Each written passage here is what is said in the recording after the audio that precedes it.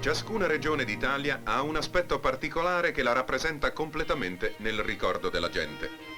Per tutti i turisti d'ogni parte del mondo, il Trentino Alto Adige è la terra delle Dolomiti. Più che mai oggi che nuove strade, funivie e seggiovie consentono ad ognuno, per pigro che sia, di ammirare da quote di discreta altezza i più incantevoli spettacoli naturali.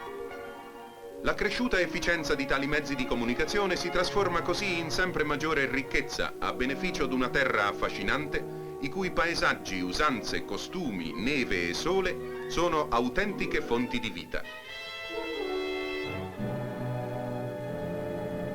Non si creda tuttavia che, partito l'ultimo turista, questa terra riposi. La gente vi muta lavoro. La notevole estensione dei boschi, quasi la metà dell'intera superficie di tutta la regione, ha dato origine all'importante industria del legno. Provvidenze d'ogni genere sono state studiate per salvaguardare tale patrimonio.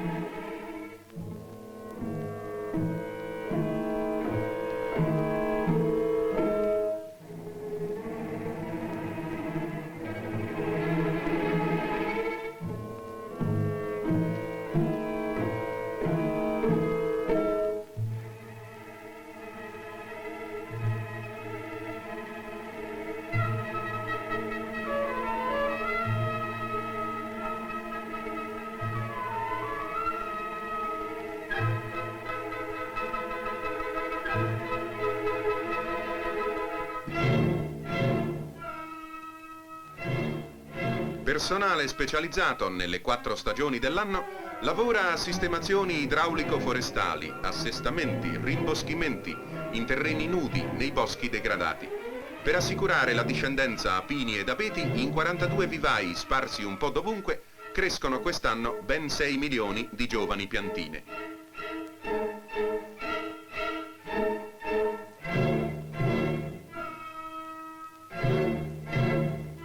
2000 chilometri di strade adatte ad ogni più moderno mezzo di trasporto uniscono la provincia a Trento, pulsante motore d'ogni rinnovamento.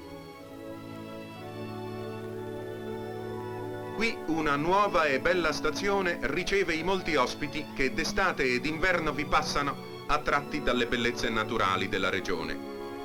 La città in cui dal 1545 al 1563 tenne le sue sedute il famoso concilio, conserva nelle vie e nei palazzi severi un'aria di antichi tempi.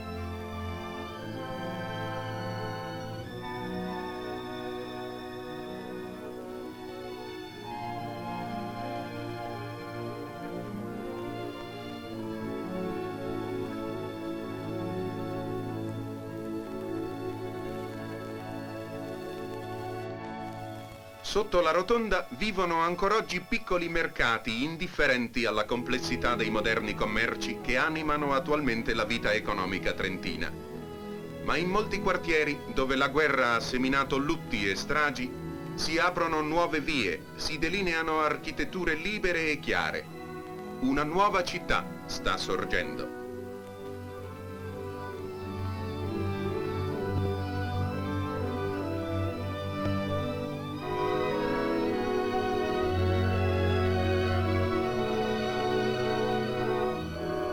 La casa della madre e del bambino che vedete, completa di tutti i servizi assistenziali con refettorio materno, funziona a Trento. Ma non c'è piccolo centro che non abbia avuto o stia per avere il suo consultorio. Nella sola provincia ne esistono già 10 di nuovi, mentre 5 sono stati rinnovati, 15 sono in costruzione, 30 in progetto. Questa difesa dell'infanzia permette ai padri di lavorare serenamente a ricostruire e a costruire.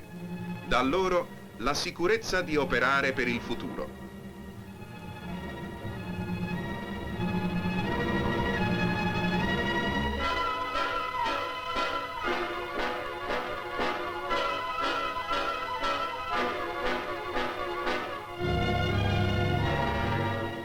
dove non sono sorti nuovi ponti. Superato il rifatto viadotto dei Vodi, ecco Bolzano. Ma non è quasi più la città che conoscevamo, è un pullulare di cantieri, di gru in movimento, dal centro alla periferia. Si aprono nuove vie tra le macerie, si restaura il bel Duomo tanto colpito dalla guerra. I quartieri si dilatano a vista d'occhio.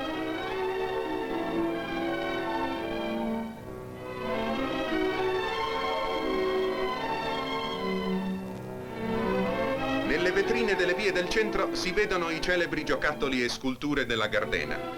L'ampliamento della lavorazione ha coinciso con il loro affermarsi sui più lontani mercati, America, Australia. Non basterebbero ora a trasportarli le gerle degli intagliatori d'un tempo. Architetture moderne si innestano come giovani rami in tronchi antichi. Quante scuole a Bolzano e altrove, 155 nuove, 150 ampliate, 5 miliardi di spesa in soli 5 anni. Scuole dove non soltanto è razionale la linea, ma anche il metodo di educazione. La lettura viene fatta così, passeggiando.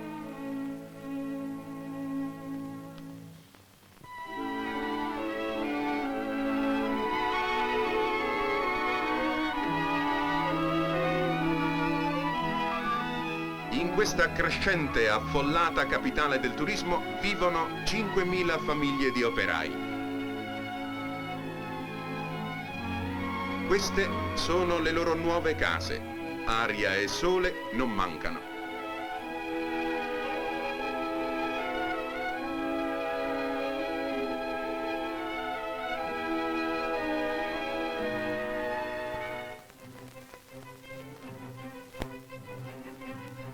Fabbriche di alluminio, di autoveicoli, acciaierie, impianti chimici per la produzione di fertilizzanti e degli acidi, mobilifici, cotonifici, fabbriche di conserve alimentari e numerosi altri stabilimenti costituiscono la zona industriale di Bolzano. Su di essi non passò propriamente la guerra, ma difficoltà non mancarono, date le mutate esigenze economiche. Oggi queste industrie hanno ripreso il lavoro. Da sole rappresentano oltre un terzo dell'attività industriale della provincia. Al frettoloso visitatore diciamo: anche questo spettacolo è degno della terra delle Dolomiti.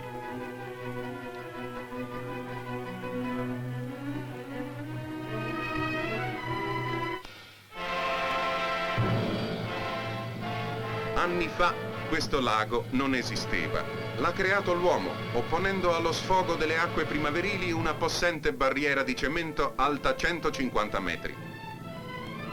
Siamo a Santa Giustina, a pochi chilometri da Trento, sopra la diga più vertiginosa d'Europa, simbolo delle grandi realizzazioni in campo idroelettrico, compiute in questi ultimi anni.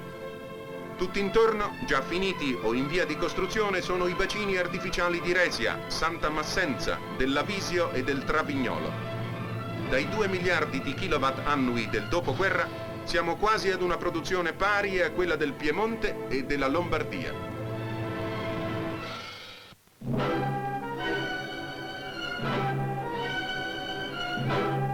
Dopo chilometri di percorso sotterraneo, le acque arrivano alle centrali sprofondate nel cuore della montagna. Smisurate turbine mosse dalla liquida corrente fanno ruotare gli alternatori. Nasce l'elettricità. È un aspetto sconosciuto del paese delle Dolomiti. Accanto al volto noto degli alberghi, delle crode, degli ippodromi e anche dei frutteti, dei vigneti, delle culture antiche e tradizionali. È la realtà nuova di questo paese in ascesa.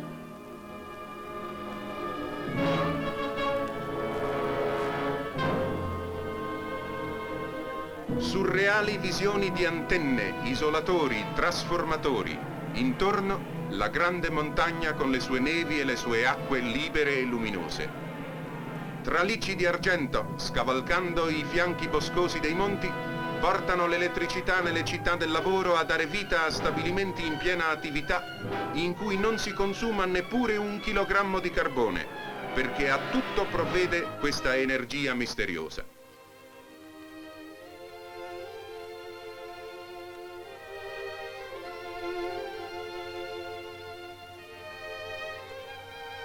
L'uomo guarda soddisfatto la sua opera, questi panorami dell'età meccanica.